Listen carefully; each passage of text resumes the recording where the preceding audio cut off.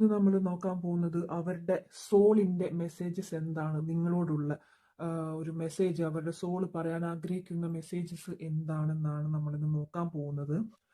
ഇപ്പോ ഈ കാണുന്നവരിൽ പലർക്കും നോ കോണ്ടാക്ട് സിറ്റുവേഷൻ തന്നെയാണ്. അതിൽ ഒരുപാട് നാളുകളായിട്ട് അല്ലെങ്കിൽ 1 ഇയറോ അതിന് മേലെയോ അല്ലെങ്കിൽ ഒരു 6 മന്ത്സിന് മേലെ ആയിട്ടൊക്കെ ഒരു നോ കോണ്ടാക്ട് സിറ്റുവേഷനിലുള്ളവരും ഇതിൽ കാണുന്നുണ്ട്. ഞാൻ ആ ഒരു വ്യക്തി നിങ്ങളെ വേണ്ട, ഈ ഒരു റിലേഷൻഷിപ്പ് വേണ്ട എന്ന് വെച്ച് പോയ ആ ഒരു നിമിഷത്തെ അവർ ഹാപ്പി ആയിരുന്നു. ബട്ട് ഇപ്പോൾ ആ ഒരു നിങ്ങളുടെ ആ ഒരു കാര്യങ്ങളൊക്കെ ആ ഒരു പേഴ്സന്റെ മനസ്സിലേക്ക് ഇങ്ങനെ നിങ്ങളെ വളരെയധികം ഇപ്പോഴുള്ള സിറ്റുവേഷനിൽ വളരെയധികം നിങ്ങളെ മിസ് ചെയ്യുന്നതായിട്ട്. കാരണം നിങ്ങളായിരുന്നു ആ ഒരു വ്യക്തിക്ക് എല്ലാം കൊടുത്തിരുന്നത്. ഒരു ഹാപ്പിനെസ് എന്താണെന്നും കെയർ എന്താണെന്നും ആ ഒരു എന്താ പറയാ, നിങ്ങൾ കൂടെയുള്ളപ്പോൾ ആ ഒരു കുട്ടിക്കളികൾ എല്ലാം ഇതിൽ വരുന്നുണ്ട്. അപ്പൊ ആ ഒരു സമയത്ത് ആ വ്യക്തി ആ സമയത്ത് നിങ്ങളെ ഇട്ടിട്ട് പോയ സമയത്ത് അല്ല, ഈ ഒരു വേണ്ട എന്ന് പറഞ്ഞു പോയ സമയത്തേക്കെല്ലാം ആ ഒരു വ്യക്തിക്ക് ഒരു സങ്കടങ്ങൾ ഉള്ളതായിട്ടൊന്നും കാണുന്നുണ്ടായിരുന്നില്ല.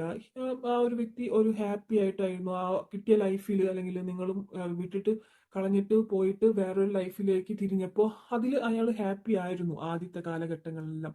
ബട്ട് ഇപ്പോൾ അയാളുടെ സോള് നിങ്ങളെ സെർച്ച് ചെയ്യാൻ തുടങ്ങിയിട്ടുള്ളതായിട്ട് ഇവിടെ കാണുന്നുണ്ട്. വളരെ കറക്റ്റായിട്ട് തന്നെ എന്തൊക്കെയോ ആ ഒരു സോളിന് വളരെയധികം ബോറിങ്ങും ഒരു മിസ്സിങ്ങും. കാരണം ആ സമയത്ത് ഉണ്ടായിരുന്ന കുറെയെല്ലാം അച്ചീവ്മെന്റ്സ്, കാര്യങ്ങൾ, സക്സസ് ഇപ്പോൾ ആ ഒരു അയാളുടെ ലൈഫിൽ കാണുന്നില്ല.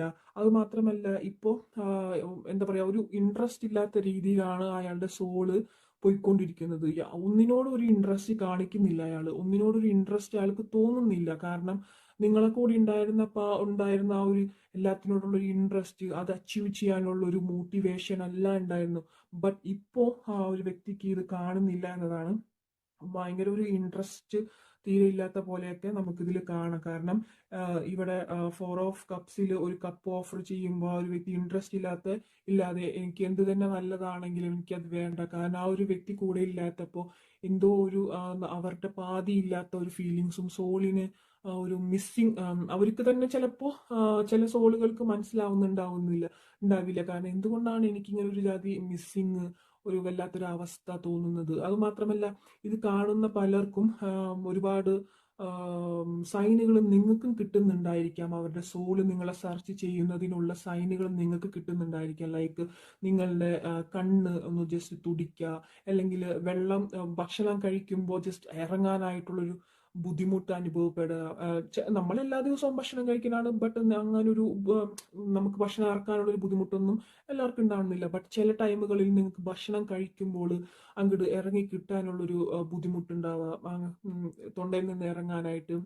അല്ലെങ്കിൽ നമ്മളുടെ കണ്ണ്, ലേഡീസിനാണെങ്കിൽ ഇടത് കണ്ണ്, അല്ലെങ്കിൽ പുരുഷന്മാർക്കാണെങ്കിൽ വലത് കണ്ണ് ജസ്റ്റ് തുടിക്കുന്നുണ്ടായിരിക്കാം.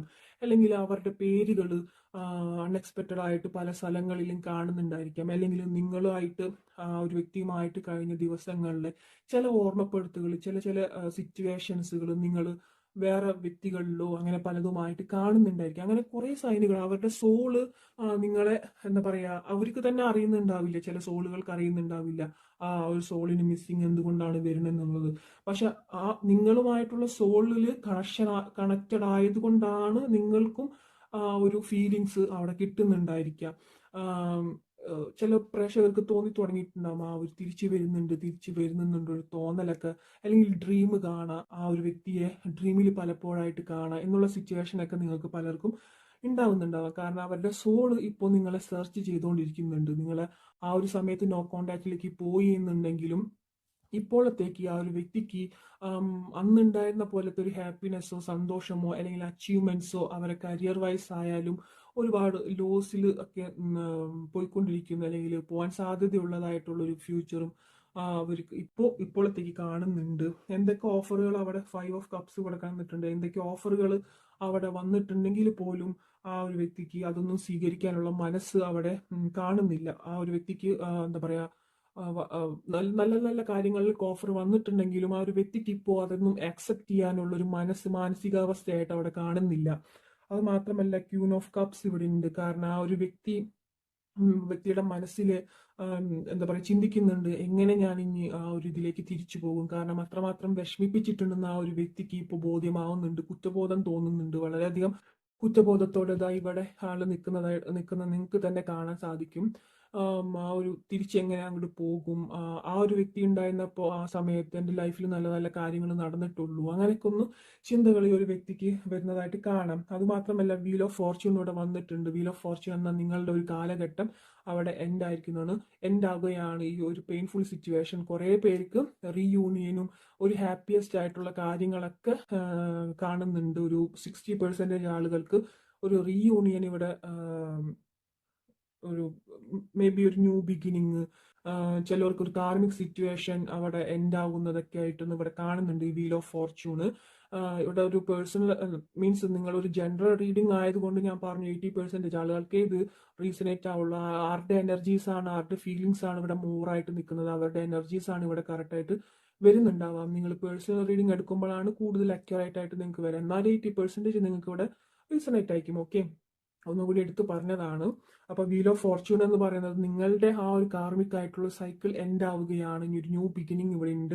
ഇവിടെ ഡെവിൾ കാർഡ് കിട്ടിയിട്ടുണ്ട്. അതായത് ആ ഒരു പേഴ്സൺ നിങ്ങളോടുള്ള ആ ഒരു ഫസ്റ്റ് ഉണ്ടായിരുന്ന പോലത്തെ എഫെക്ഷൻ, ഫീലിങ്സ് എല്ലാമായിട്ട് തിരിച്ചു മനസ്സിൽ നിന്ന് ഇങ്ങനെ കുത്തി പൊങ്ങിക്കൊണ്ടിരിക്കുന്നുണ്ട്. അല്ലെങ്കിൽ യൂണിവേഴ്സ് അവരുടെ സോളിന് അങ്ങനെ ഒരു സിറ്റുവേഷൻസ് കൊടുക്കുന്നുണ്ട്. ബട്ട് ആ ഒരു പേഴ്സൺ തിരിച്ചു വരാനായിട്ട് ഒരു അമാന്തം കാണുന്നുണ്ട്, ഒരു പേടി, കാരണം ഒരു കുറ്റബോധം എല്ലാം ഇവിടെ കാണുന്നുണ്ട്. എങ്ങനെ ഞാൻ തിരിച്ചു വരും, കാരണം ഇങ്ങനെയുള്ളൊരു സിറ്റുവേഷനിലൊക്കെ കൂടിയിട്ട് കടന്നു പോയിട്ടുള്ളൊരു കാര്യമായിരുന്നു, വേണ്ടാന്ന് വെച്ച് പോയതായിരുന്നു, എങ്ങനെ ഞാൻ ഇനി തിരിച്ചു വരുന്നൊക്കെ ചിന്തിക്കുന്നതായിട്ട് കാണുന്നുണ്ട്.